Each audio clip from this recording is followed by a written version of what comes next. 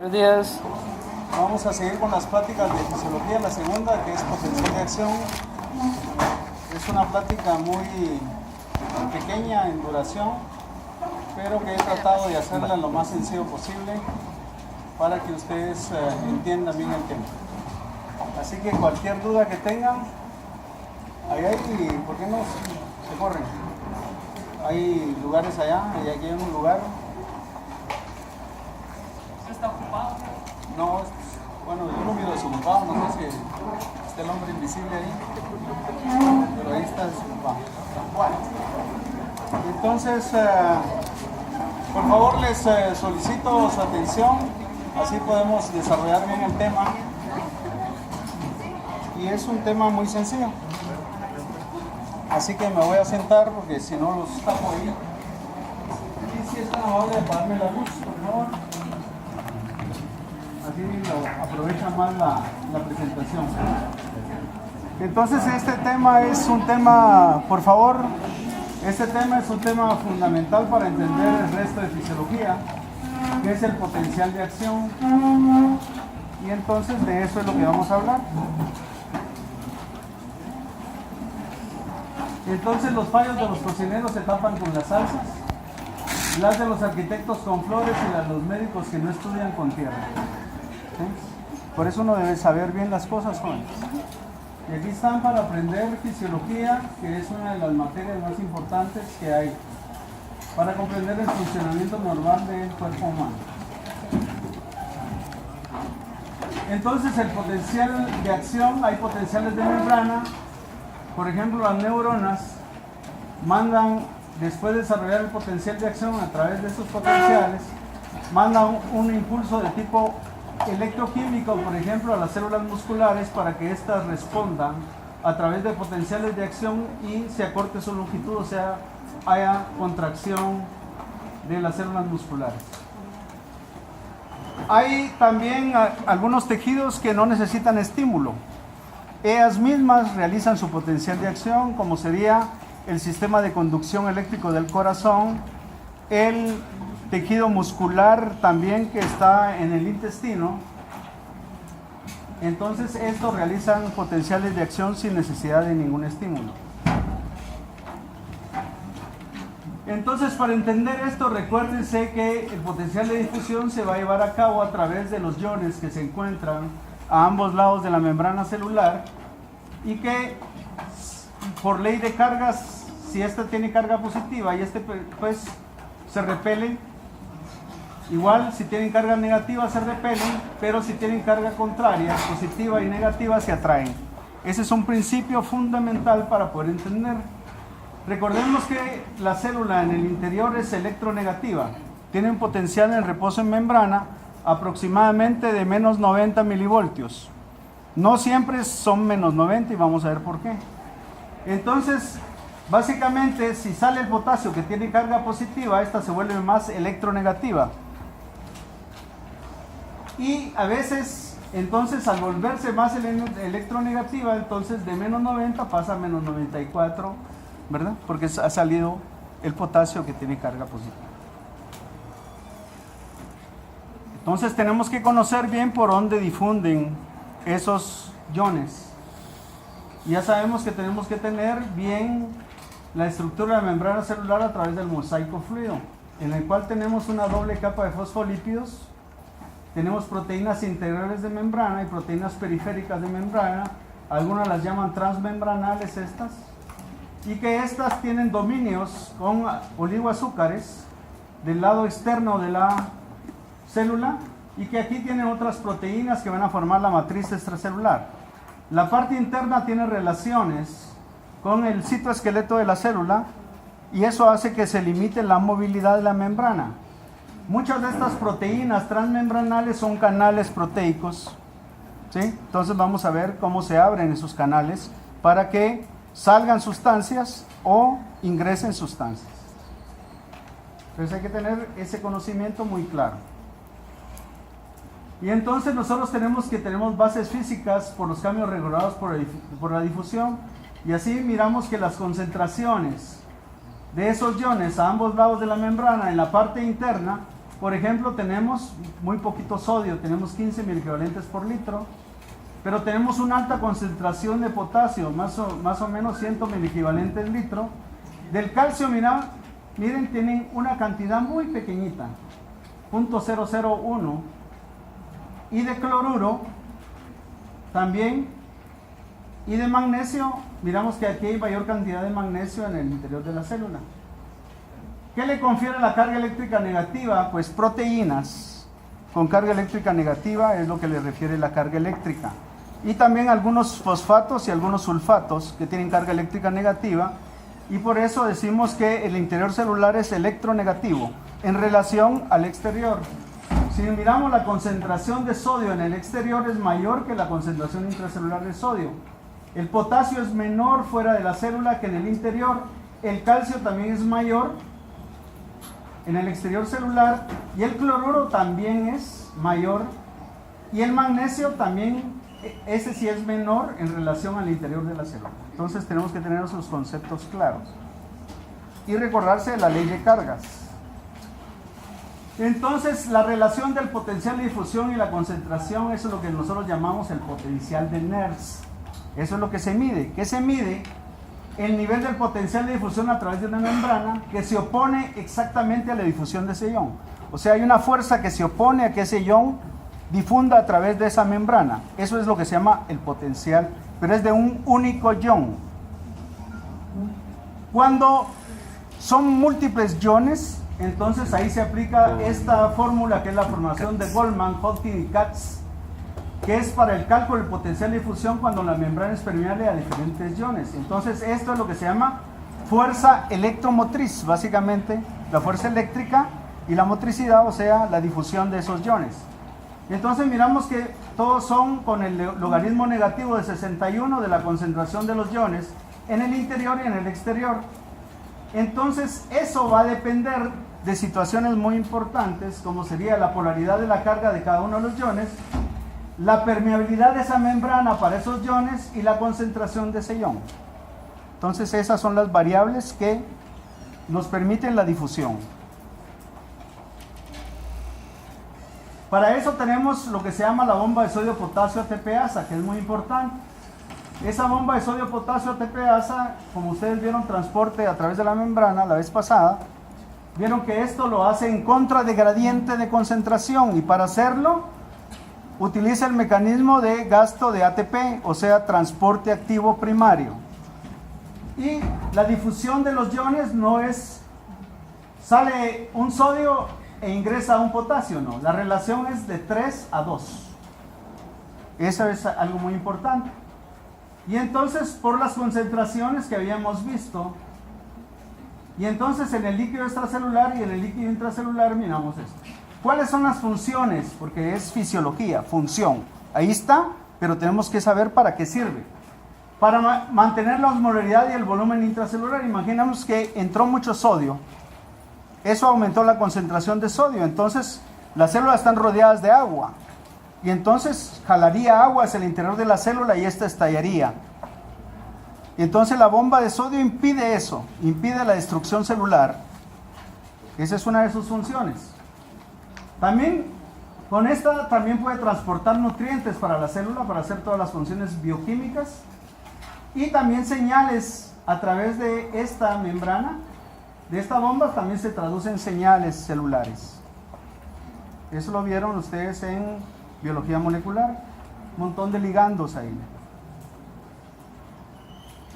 Entonces el potencial en reposo de membrana, les decía, básicamente en el interior, las proteínas, algunos fosfatos, son las que dan la carga eléctrica negativa en el interior, en relación al exterior celular, ¿verdad? Y entonces miramos que las concentraciones de iones son diferentes, como ya lo vimos, a ambos lados de la membrana, en el exterior y en el interior.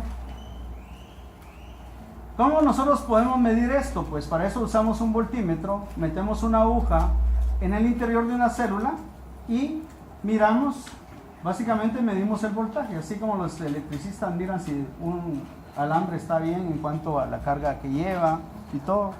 Lo hacen a cada rato los mecánicos, ¿verdad? lo miden, igual nosotros lo podemos medir y miramos el registro del potencial. Aquí, por ejemplo, si ya se produjo una despolarización, aquí miramos que las cargas están normales. Entonces metemos esas agujas y después le damos un impulso y miramos que cambia el potencial. Y este potencial entonces va a ser esto. Y aquí esta línea es el umbral. El umbral quiere decir que si pasa el estímulo más el umbral, entonces se va a desarrollar potencial. Si no pasa, hay un potencial, pero ese potencial se llama potencial electrotónico, cuando no pasó el umbral. Si pasa el umbral, ese es potencial de acción. Y este es por el movimiento de iones que se están dando a ambos lados de la membrana y que van a cambiar la polaridad. Entonces los cambios, este es, por ejemplo, miramos cómo están las proteínas y esto, y miramos menos 90. Aquí está el voltímetro y nosotros miramos que es menos 90 milivoltios. Cuando se reduce el potencial de acción, entonces este se vuelve más electropositivo, ¿sí? Dependiendo del estímulo y la duración del estímulo. Entonces la cantidad de estímulos y la duración, ¿cuánto duran? En milisegundos. Entonces miramos nosotros que aquí se volvió más electropositiva. Siempre es negativa, pero es más con tendencia a ser positiva, ¿no? Porque esta es más electronegativa. Ese es el potencial de acción. Y entonces si nosotros tenemos esos conceptos muy sencillos, entonces vamos a ver que la célula se despolariza, o sea, crea un potencial de acción y luego nuevamente se repolariza, quiere decir que otra vez se va a volver electronegativa. Y eso es por los iones y el transporte de iones a ambos lados de la membrana.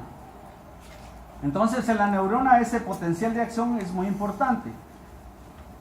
Cuando miremos célula nerviosa vamos a ver que en las dendritas de la neurona, aquí está el cuerpo neuronal donde está el núcleo, pero aquí hay dendritas. Este es lo que se llama el axón y este es el botón terminal. Entonces miramos que aquí la cantidad, por ejemplo, de transportadores de sodio es menor que en el resto. Aquí, a partir del cuello, donde termina el soma, ahí hay mayor cantidad de transportadores de sodio. Y por eso aquí es solo potencial electrotónico, pero aquí ya es un potencial de acción. Entonces, básicamente el potencial de acción, miramos qué es lo que está pasando. Normalmente debería de ser de menos 90 en una neurona, el potencial de acción, menos 90 milivoltios. Pero miramos que cuando ponemos las agujas en una neurona, es menos 70, algo está pasando. ¿Y qué es lo que está pasando?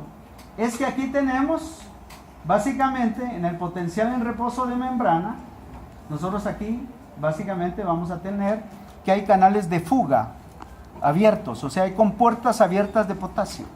Al salir cargas positivas, entonces se vuelve más electropositivo. Tan sencillo. Y luego se va a desencadenar esto. Si el estímulo es lo suficientemente fuerte para hacer que ingrese suficiente cantidad de sodio, entonces arriba del umbral, entonces se va a desencadenar el potencial de acción hasta llegar más o menos a más 30 milivoltios. Y entonces esto está dado por la entrada de sodio principalmente, y se abren más canales de sodio. De los hay canales que se abren por cambios en el voltaje de la célula. Entonces hay canales delimitados por voltaje. Entonces no solo los propios canales, al cambiarla, entonces se van abriendo más hasta que ya no se abren más. Pero también contribuye básicamente el potasio. Cuando comienza a salir el potasio, entonces ya llegó a la cima y comienza a bajar. Eso es lo que nosotros llamamos repolarización, pero aquí ustedes observan que en lugar de llegar a menos 70 está más negativo. Quiere decir que la célula está hiperpolarizada y debido a eso es que actúa la bomba de sodio-potasio ATPasa para recuperar esto y que nuevamente llegue a el estado basal, o sea, en reposo. Entonces vamos a ver cada una de las partes. Esto pareciera muy complicado, pero no es tan complicado. Entonces les dice unas diapositivas con cada paso para que lo entiendan en forma adecuada. Entonces el potencial de reposo de membrana en la mayoría de las células es menos 90 milivoltios. La concentración de potasio en el interior celular es de 10 milimoles en relación al potasio extracelular, que son 5 milimoles. De sodio, poquito sodio, 10 milimoles en relación a 140 milimoles. Entonces, ¿cómo se determina esto? Pues aquí están los canales de fuga de potasio. Para entonces cargas positivas que van saliendo, y entonces la célula se va volviendo más electropositiva. Y entonces es el potencial en reposo. Entonces recuérdense que hay canales de fuga de potasio. La bomba de sodio-potasio ATPasa ya la vimos, y las funciones, recuérdense que las células mantienen el potencial en reposo de membrana y mantienen el equilibrio de ese potencial de acción. Su función también es mantener el exceso de sodio en el exterior y el exceso de potasio en el interior celular, la bomba de sodio ATPasa. Lo que no nos habla ni la bioquímica, ni la biología molecular, ni la fisiología, es que todas las ATPasas son dependientes de magnesio. Todas. Su cofactor es magnesio. Si no hay magnesio, puede estar la bomba de sodio ahí, potasio, ATPasa, puede haber ATP que no funciona. Porque recuérdense que las enzimas necesitan muchas cofactor. Entonces el cofactor de la mayoría de ATPasas es el magnesio. Entonces, el estímulo, ¿cómo puede ser el estímulo?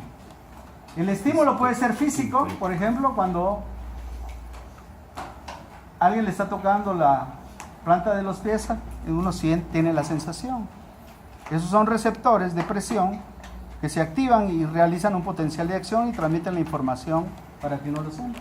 Entonces, receptores físicos, presión, puede ser temperatura, tanto caliente como fría. Entonces, temperatura, ¿verdad? Puede ser vibración. Pero también hay receptores de tipo químico, quiere decir que se libera un neurotransmisor. Pues hay un montón de neurotransmisores que ustedes van a ver en la próxima clase, cuando miren neurona y quiénes son los neurotransmisores. Que hay de dos tipos, excitatorios e inhibitorios. Esos, o puede ser eléctrico, ¿no? Un toque eléctrico, lo siente la persona, claro. Entonces, pero recuérdense que hay tejidos que no necesitan estímulo. El corazón, para latir, no necesita estímulo. Él tiene un marcapaso. Él solito se activa y realiza un potencial de acción. Entonces, esto pareciera muy difícil. Entonces, recuérdense que el estímulo lo que va a hacer es abrir los canales de sodio para que ese sodio ingrese. Y por eso hay dos tipos de canales de sodio. Los que dependen de la concentración del sodio a ambos lados de la membrana, y otros que se abren por voltaje. Al cambiar el voltaje de la célula, o sea, al volverse más electropositivo, abre más canales. Y eso es lo que hace aquí. Entonces, básicamente, el estímulo, como ya vimos, ¿qué tipo de estímulo? Entonces, si ese estímulo es capaz de que se abra, de que entre suficiente sodio para pasar el umbral, entonces el proceso continúa hasta arriba. O sea, hasta volverse de más 30, el potencial de la membrana. Si el estímulo no alcanza el umbral, porque es muy corto, entonces esto no va a haber un potencial de acción. Esto es lo que se llama potencial electrotónico. Y ese es el principio de la ley del todo y el nada. Entonces el estímulo tiene que ser lo suficientemente fuerte y de duración para pasar el umbral y desencadenar potencial de acción. Si no, de lo contrario, no realiza el potencial de acción. Y entonces ese principio del todo y del nada aquí está explicado lo más sencillo posible. Tengo otra diapositiva para que ahí está un poquito más complejo. Y entonces la despolarización de la célula, recuérdense, entra bastante cantidad de sodio y sale un poquito de potasio porque tienen los canales de fuga. Entonces, esos canales, si son lo suficientemente para pasar el umbral, entonces van a llegar hasta aquí, que es la despolarización, o sea, hasta más 30 milivoltios. Cuando llega a esta cima, los canales de sodio se cierran, pero sigue habiendo canales de fuga, y por eso la célula comienza a recuperar otra vez la carga negativa ¿sí? Y entonces esto va a depender la repolarización celular. Entonces hasta aquí la repolarización celular. Entonces esto está dado por la permeabilidad principalmente al potasio.